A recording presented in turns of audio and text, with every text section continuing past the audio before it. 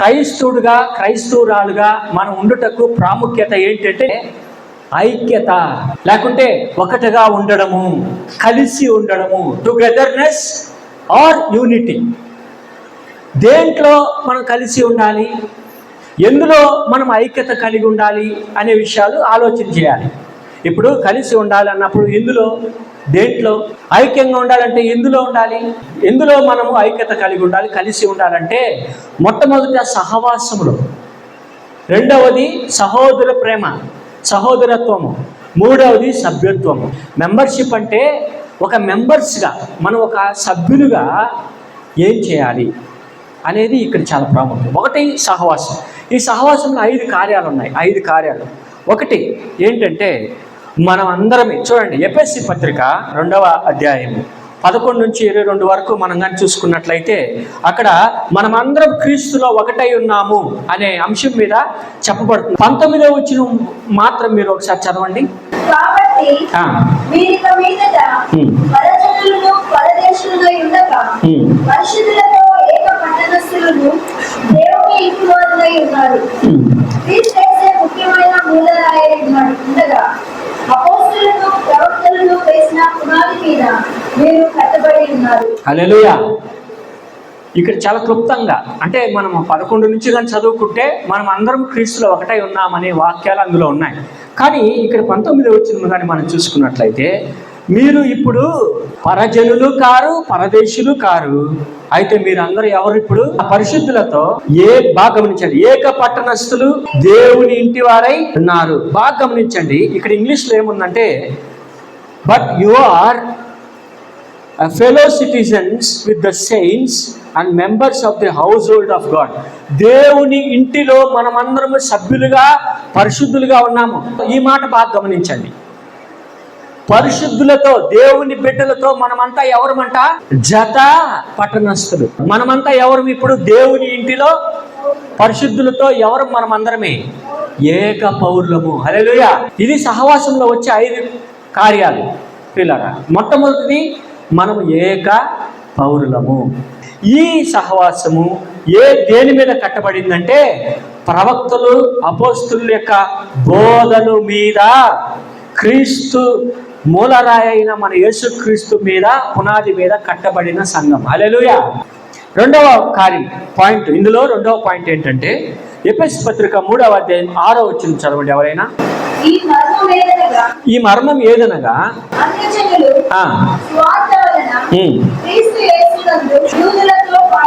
యూదులతో పాటు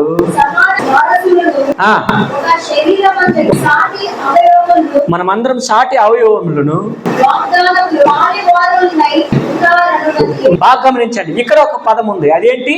fellow Ayers అంటారు, మనం సమాన వారసులు. హల్లెలూయా, హల్లెలూయా. జత వారసులు మనం అందరం. ఫెలో అయర్స్ అంటే జత వారసులు, సమాన వారసులు.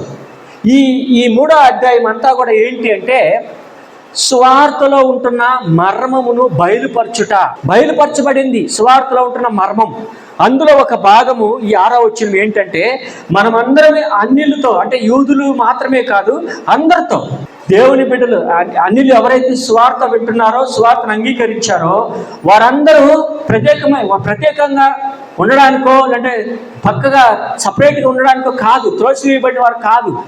క్రీస్తులో మనమందరం ఎవరమంట? స్వార్థ ద్వారా మనమందరమే సమాన వారసులము. ఒకే శరీరానికి మనమందరం అవయవాలు. యేసుక్రీస్తు శరీరము, మనమందరం ఆయన అవయవములు. పాలివారమై ఉన్నాము శరీరానికి అవయవములుగా.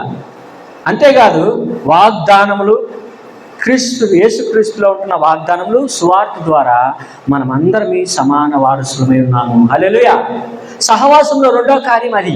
3వ కార్యం ఏంటి చూద్దాం. 3వ కార్యం ఫిలిప్పీయులకు రాసిన పత్రిక 4వ అధ్యాయం 3వ వచనం చదవండి. నిజమైన సహకారి బాగా గమనించండి. ఆ స్త్రీలు క్లెమెంట్తోను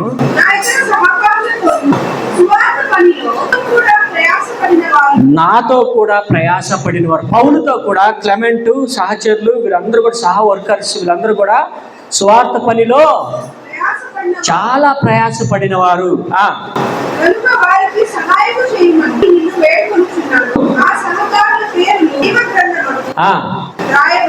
హల్లెలూయా, హల్లెలూయా. ఇక్కడ సారాంశం ఏంటి? అపోస్తలుడైన పౌలు ఫిలిప్పీ సంఘానికి ఈ ఉత్తరం రాస్తూ వాళ్ళని హెచ్చరిస్తున్నాడు. నాతో కూడా క్లెమెంట్ అనే సహోదరుడు ఉన్నాడు, ఇంకా అనేక మంది స్వార్థ పనిలో ఎంతో ప్రయాసపడిన సహచరులు సహకారులు ఉన్నారు, పనిచేసే వాళ్ళు ఉన్నారు. వీరందరి పేర్లు కూడా జీవగ్రంథంలో రాయబడి ఉన్నది. అంటే దాని అర్థం ఏంటి? సహవాసం అన్నప్పుడు మనమంతా ఎవరివి? జత పనివారు. ఎందులో? స్వార్థ పనివారు. కేవలము నా ఇంటి పని చేయడానికి కాదు కదా, ఇంకొకరు పని చేయడానికి కాదు, దేవుని పనిలో, దేవుని స్వార్థ ప్రకటించడంలో మనమంతా ఎవరమంట? సహ పనివారు. అంటే సహకరించిన వారు, పనిలో, స్వార్థ పనిలో సహకరించిన వారు. సరే, అదే ఫిలిప్పీ పత్రిక 2:25 వచనంలో కూడా ఈ మాట ఉంది చూడండి. నా సహోదరుడును మీ దూతయు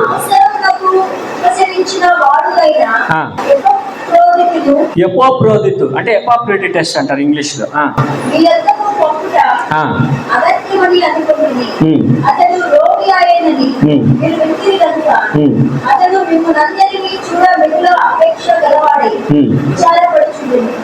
ఎపాప్రోడిటస్ అనే సహచరుడు ఎంతో నమ్మకంగా అపోస్తలుడైన పౌలుకి ఎప్రాస్, అంటే ఇది ఎఫెసీ పట్టణానికి, తూర్పు పట్టణానికి 161 కిలోమీటర్లు మైల్లో ఉంటుంది ఈ ప్రాంతం, ఎపాప్రస్ అని. అక్కడ ఈ ఇతను ఎపప్రోదితు ఏమంటున్నాడు? పౌలుకి సహాయం చేస్తున్నాడు సేవలో కదా, ఫిలిప్పీ సంఘంలో. అందుకే ఆయన గురించి చాలా చక్కగా ఆయన సాక్ష్యం చెప్తున్నాడు. పౌలు, నా సహోదరుడును, నా తోటి పనివాడు, నా తోటి యోధుడు. సోల్జర్స్, సైనికులు, మనం తోటి సైనికులం, మనము జత సైనికులం, ఫెలో సర్వెంట్స్, పనివారమని స్వార్థ పనిలో చెప్పాము. ఇది కూడా ఏంటి? సేవలో కదా, సేవలో మనమంతా సేవ చేయాలి, ఇతరులకి సేవను అందించాలి. కేవలం స్వార్థ మాత్రం ప్రకటించి వచ్చేయకూడదు, వారికి సేవ కూడా చేయాలి. యేసు ప్రభు దానికి ముంగుర్తు. మనకి యేసు ప్రభువే మనకు మాదిరిచి తనను తాను తగ్గించుకొని ఏమీ లేనివాడుగా నీ కోసం నా కోసం ప్రాణం పెట్టిన వ్యక్తిగా ఉంటున్నాడు. క్రీస్తు కొరకు ఈరోజు సహవాసంలో నువ్వు ఒక సేవ చేస్తావా? హల్లెలూయా. సోల్జర్స్, క్రీస్తు కొరకు ధ్వజము పట్టుకొని యేసుతో టీవీగాను పోదమా అని ముందుకెళ్ళాలి. మనం మౌనంగా ఉంటే ఎలాగా? మనం మౌనంగా ఉంటే క్రీస్తు ఎదుట మనం నిలవలేము. ఒకవేళ ఇక్కడ మనం క్రీస్తు కొరకు సిగ్గుపడితే ప్రభు అక్కడ నిన్ను చూసి సిగ్గుపడతాడు. పిల్ల, ఈరోజు నువ్వు బైబిల్ పట్టుకోవడానికి సిగ్గుపడుతున్నావా? ఈరోజు ప్రార్థన చేయడానికి నువ్వు సిగ్గుపడుతున్నావా? ఈరోజు నువ్వు ప్రార్థన చేయడానికో, సహవాసానికి వెళ్ళడానికి, చర్చికి వెళ్ళడానికి సంకోచిస్తున్నావా? అయితే ఇది తాత్కాలికమైన లోకంలో దేవుడు మనకిచ్చిన సహవాసం. ఇక్కడే నువ్వు సాక్షిగా లేకపోతే, ఒకవేళ అక్కడికి వెళ్ళిన తర్వాత దేవుని యేసు ప్రభు ముందర ఆ న్యాయ తీర్పు ఎదుట నువ్వు నిలబడినప్పుడు నిన్ను ఆయన చూసి సిగ్గుపడతాడు. ఆయన నిన్ను చూసి సంకోచించుకొని తల వంచుకొని నువ్వు వెళ్ళు, అటువైపు వెళ్ళు అంటాడు. అది చాలా బాధాకరం విషయం. క్రీస్తు కొరకు ప్రాణాలైనా పెట్టచ్చు, కానీ అక్కడ అవమానం అవ్వకూడదు దేవుని దృష్టిలో. మనం ఈరోజు వాక్యం వింటున్న మనం అందరం చాలా జాగ్రత్తగా క్రీస్తు కొరకు వైరాగ్యం కలిగి మనం ఏదో సాధించడానికి వెళ్ళలేదు, మనం మంచి మాటలు చెప్పడానికి వెళ్తున్నాం. యేసు క్రీస్తు నీ కోసం నా కోసం చేసిన త్యాగాన్ని గురించి చెప్పడానికి వెళ్తున్నాం. నీకు నాకు మంచి జీవితాన్ని ఇవ్వడానికి ఆయన వచ్చాడని చెప్పడానికి వెళ్తున్నాం. రక్షణ ఇవ్వడానికి వచ్చాడని చెప్పడానికి వెళ్తున్నాం. నరకంలో నుండి మనల్ని కాపాడడానికి వచ్చాడని మనం చెప్తున్నాం. పిల్లలు, అలాంటి మాదిరి జీవితం మనకు కావాలి. ఈరోజు ప్రభు అదే మనల్ని హెచ్చరిస్తున్నాడు. మనమందరం కలిసి ఒక సంఘంగా ఉన్నప్పుడు, మనమందరం కలిసి ఒక ఐక్యంగా ఉన్నప్పుడు మనం మనకందరికీ దొరికిన ఈ ప్రాముఖ్యత, చాలా ప్రాముఖ్యమైన క్రైస్తవులుగా ఉండుటకు చాలా ప్రాముఖ్యమైన విషయాలు ఇవే. ఒక దుష్ట కార్యం జరుగుతుంది, సంఘానికి వ్యతిరేకత జరుగుతుంది, సంఘానికి ఆటంకాలు జరుగుతున్నాయి అన్నప్పుడు మనం ఇళ్ళల్లో ఉండకూడదు. ప్రియులారా, ఒకవేళ మీరు ఉంటే మీరు తనీగా అక్కడ జవాబు చెప్పుకోవాలి దేవునికి. ఒక సంఘానికో, ఒక పాస్టర్కో, ఎవరైనా సరే వారి సంఘాలకో పాస్టర్కో, క్రైస్తవులందరూ కట్టుగా మనము ఒక ఐక్యత మనం కనపరుచుకోవాలి. ప్రేమను బట్టి, సంఘం పట్ల మనకున్న ఆ గౌరవం బట్టి, సంఘం పట్ల మనకున్న అక్కరను బట్టి, సంఘం పట్ల మనకున్న బాధ్యతను బట్టి మనం అందరము ఒకటవ్వాలి, ఐక్యముగా ఉండాలి. అదే ఐక్యత, అదే ఫెలోషిప్. ఇక ఈ రెండవ పాయింట్లో ఇంకొక భాగం ఏంటి అంటే సహోదరత్వం. నేను చెప్పాను పోయిన వారం కూడా సహోదరత్వం గురించి. మనమంతా కూడా మన క్రీస్తులో మనమందరమీ ఒక కుటుంబ సంబంధం కలిగి మనం ఆనందించాలి. క్రీస్తులో మనం ఎవరమి? ఒక కుటుంబం. ఒక కుటుంబముగా ఆ కుటుంబ సంబంధం కలిగి మనం క్రీస్తులో ఆనందించాలి. అదే సహవాసం. దాన్నే బ్రదర్హుడ్ అంటారు, దాన్నే సహోదరత్వము. సహోదరత్వం అన్నప్పుడు ఇది అంతా మన కుటుంబం. లక్ష్మమ్మ ఎవరో, ప్రభావతమ్మ ఎవరో, నేనెవరో, సుమా ఎవరో, లేకుంటే ప్రవీణో, లేక మురుగేష్ బ్రదరో, శ్రీను బ్రదరో కాదు. మనం ఎవరిని? ఆయన ఇంట్లో సహోదరులము, సహోదరులము. We are brothers and sisters in Christ. ఒక కుటుంబం ఇది మనకి. ఆ సంబంధం కలిగి ఉండాలి, ఆత్మీయ సంబంధము. హల్లెలూయా, హల్లెలూయా. ఆత్మీయ సంబంధం కలిగి మనం ఉండాలి. మొదటి తిమోతి పత్రిక 3:15 లేక ఎఫెసీ 2:19 మనం చూసుకుంటే అయితే దేవుని ఇంటిలో మనం ఒక కుటుంబముగా ఉన్నాము. హల్లెలూయా. We are the house or the family of God. మనం దేవుని ఇల్లు అయి ఉన్నాము. రెండవది దేవుని కుటుంబము.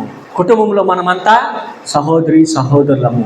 సహవాసంలో రెండవ భాగం, రెండవ పాయింట్ కలిసి ఉండడం, ఐక్యత. అందులో కొన్ని చూసాము. దాంట్లో రెండవ భాగం సహోదరత్వం. మూడవది ఏంటి తెలుసా? సభ్యత్వం. మొదటి కొరింథీ పత్రిక.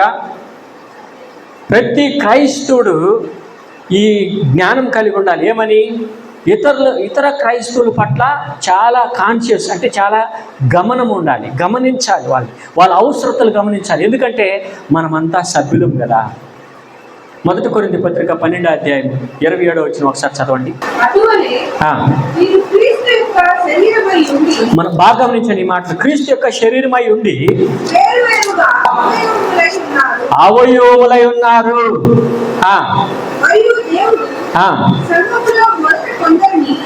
బాగా గమనించండి. సంఘంలో మొదట, అంటే ఆది సంఘంలో మొదట కొందరిని అపోస్తలులు గాను, పిమ్మట ప్రవక్తలు గాను, తర్వాత బోధకులు గాను, ఆ తర్వాత అద్భుతములు చేయువారు గాని, తర్వాత కొందరిని స్వస్థపరచు కృపావరం కలిగిన వారు, సహాయం చేసేవారు. ఉపకారం అంటే సహాయం చేసేవారిని కొందరిని ప్రభుత్వం, అడ్మినిస్ట్రేషన్, ఆఫీస్లో అడ్మినిస్ట్రేషన్ అంటాం కదా, అది కార్యాలు జరిగించడం. ప్రభుత్వం చేయవారిని,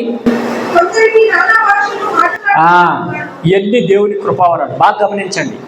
ఇక్కడ ఏంటి? మెంబర్స్, మనమందరమే ఒక సంఘంగా ఉన్నాము, మెంబర్సే. కానీ దేవుడు ఒక్కొక్కరికి ఒక్కొక్క కృపావారము ఇచ్చినాడు.